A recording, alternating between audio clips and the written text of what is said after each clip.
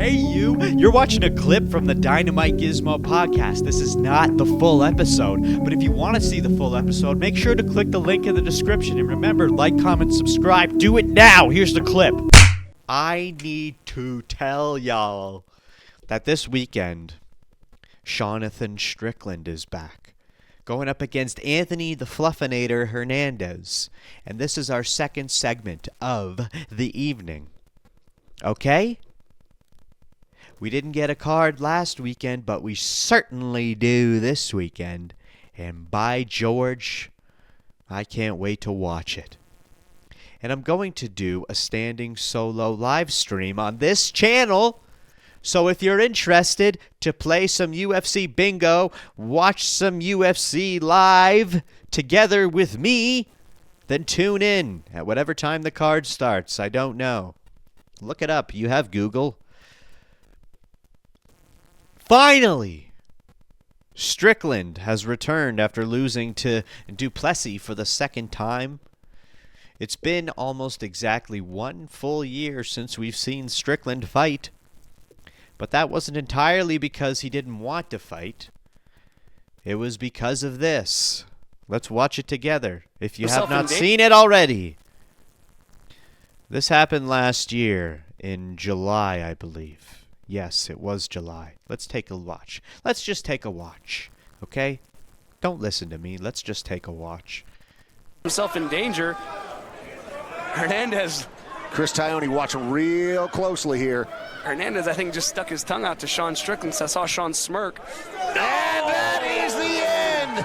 The stash. Luis Hernandez gets it done. He's talking to Chris Curtis and Sean. Oh, Sean. Strickland. Oh, wow. Whoa, whoa, whoa, whoa, whoa, whoa, whoa, whoa, whoa. Oh, shit. Oh, no. Oh, no. Oh,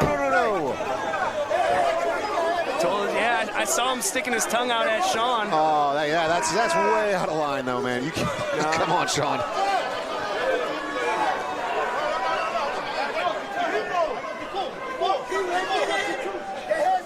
Wow. You like that? You guys are not in time? I mean, there was definitely some showboating there. So that happened. What? Ow, ow, ow, ow, ow, ow, ow!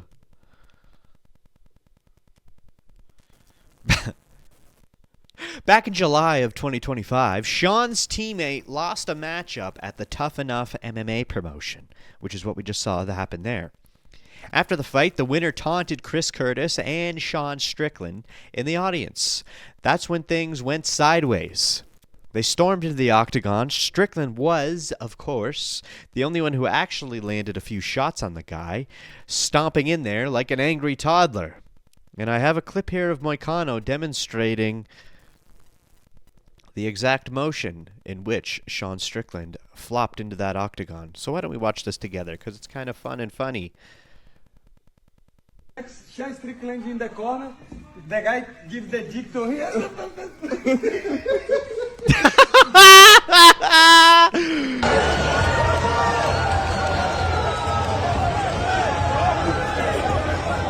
Oh God. Like how old motherfucker. Oh man, that's exactly the way it is. Moicano's a good boy.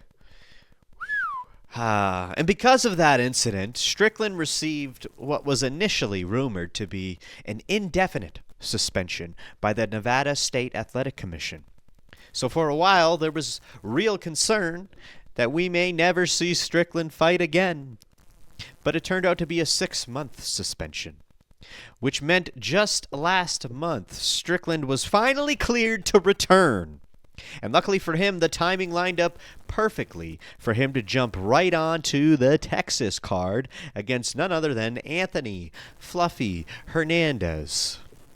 This is a fight Strickland has been calling for a while.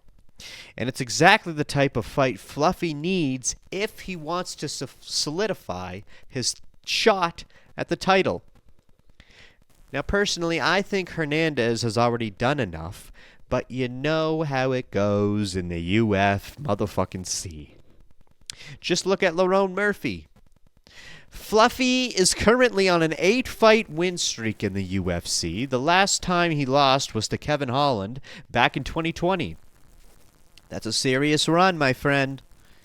But there is one problem that has definitely held Hernandez back from the belt, and that is fight cancellations. He has had 10 fight cancellations since 2021. 6 of those 10 were at fault of Hernandez. That's not a great look when you're trying to position yourself as a reliable title challenger. That said, he's back on track now, and things seem to be moving in the right direction. And this fight doesn't just open the door for Hernandez. If Strickland wins, he's absolutely one of, if not the next in line for a title shot. Now imagine that. A matchup between Khamzat and Strickland.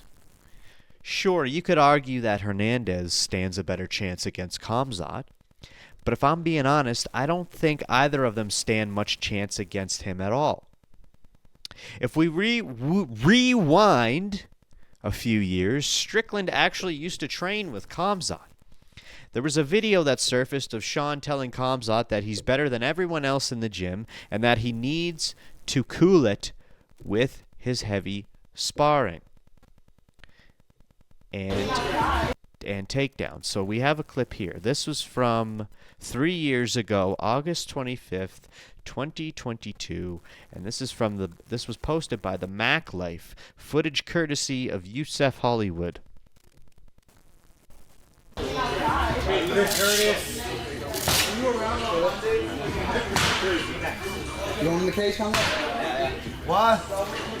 Be nice. No. If you sparred him? No, he gets a little bit. He gets a little bit. A little bit, yeah. Be nice. Gum is up. Understand, you're better than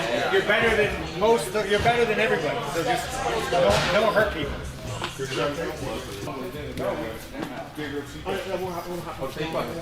So anybody that doesn't have a fight coming up, just float and grab a guy. Khamzat, Chris Curtis, you guys get picked of the litter. Let's do it. You want to go first one round? Khamzat, you know going in the face? No, he gets squeezed. First one, what happened here? 2 warm-up rounds, 5 rounds sparring. Feel free to do 3 if you want. All right, so warm up.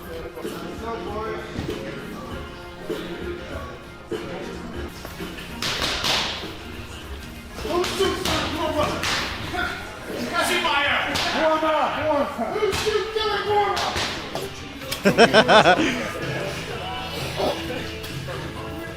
Kill the first round?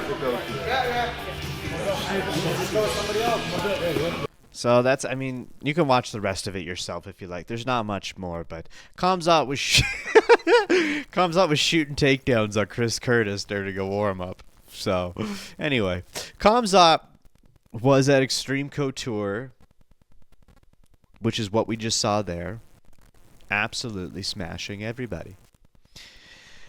There was also another clip circulating for a while where Strickland said he respects Khamzat for how hard he spars and that he thinks highly of him.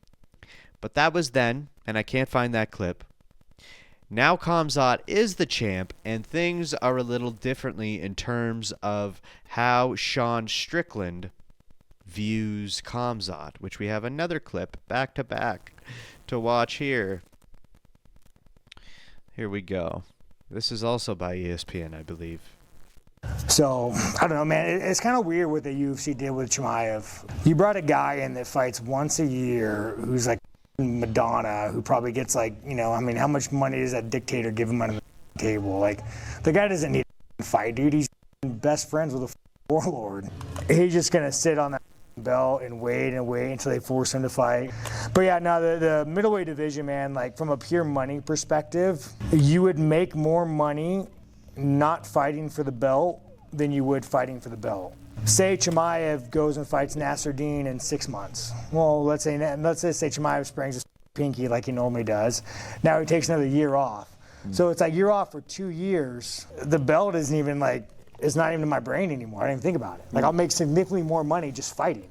You say, hey, you want to wait a year and a half and like not fight, or just keep fighting and fighting good guys and maybe taking an L. I'll just go fight good guys, maybe take an L, and I'll triple my pay. I'd just say Fluffy beats me and like, Fluffy want you for a title fight. Well, I mean, he's going to fight Nasruddin in probably, 6 months? Fights Nasruddin, say they have a hard fight, or even if they have an easy fight, he springs his pinky toe, he's out for another 8 months. So, like, Fluffy, you're not fighting for a year and a half if you want to wait for that. And I'm sure you would, but it's like, me personally, I don't give a give me my paycheck. I want to go fight. Every fight, dude, the guy's like, I broke my hand. Dude, I have an x-ray. Want to see it? Like, my shoulder is broken. It's like every time this guy fights, he has a mysterious injury. It's just, why wait? Why wait? I don't know. It's not really, whatever. It's not, okay. Strickland now says Khamzat is ruining the division with his lack of activity. And honestly, it's kind of a fair point. It's not exactly the way he specified it, but yes, he is not very active as he should be. There was a time when Khamzat was extremely active. Back in 2020, when he joined the UFC, he fought 3 times in 1 year. All performance of the night bonuses. He had insane momentum, and he had insane aura. Then he was scheduled to fight Leon Edwards 3 different times, back to back. And each bout was canceled due to COVID from both Leon and Chimaev. After that, he went on another 3-fight win streak over 2021 through 2022. He was supposed to fight Nate Diaz, but he came in overweight by 8.5 pounds. So yes, Khamzat has had fights canceled because of his own issues. But it's really only been 4 times compared to Fluffy's 6 times. Strickland is fighting Fluffy, so why isn't he mentioning that? If anything, if Fluffy gets a shot at the title, he might be the first one to cancel a fight against Chimaev. But I think the biggest concern with Chimaev holding the belt isn't canceled fights, it's inactivity by choice. Now that he has the title, and knowing he has health issues, there's no reason for him to rush. I could easily see a world where Khamzat does the bare minimum to hold on to that belt, fighting once a year. So I actually think Sean is right that Khamzat could hold up the division, just not because of injury or illness, but because of strategic inactivity. And as it stands right now, more than likely, Imavov has dibs on the next title shot. Imavov. Unless Hernandez or Strickland absolutely blows us away with a spectacular performance this weekend. But I think either way, Imavov will get it first, and then it's the deciding of the two. And I can guarantee you, if Strickland wins in some crazy way, empathise, and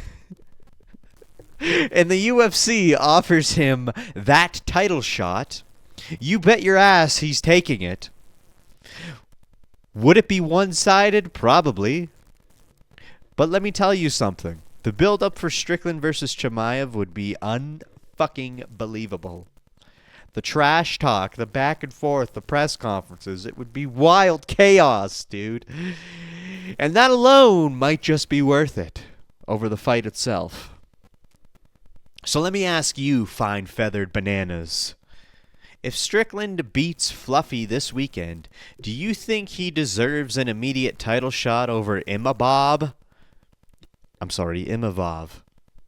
Or should he have to fight one more contender